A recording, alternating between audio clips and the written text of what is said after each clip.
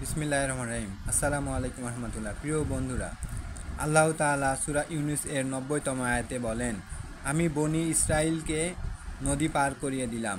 অতঃপর তাদের পশ্চাৎ অনুসরণ করল ফেরাউন ও তার সৈন্যবাহিনী নিপীড়ন ও নির্যাতনের উদ্দেশ্যে।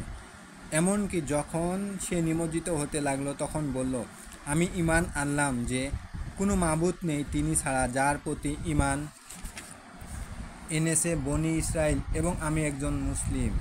এখন ঈমান এনেছো, অথচ এর পূর্ব মুহূর্তেও তুমি নফরমানি করেছিলে এবং তুমি ছিলে ফাসাদ সৃষ্টিকারীদের অন্তর্ভুক্ত।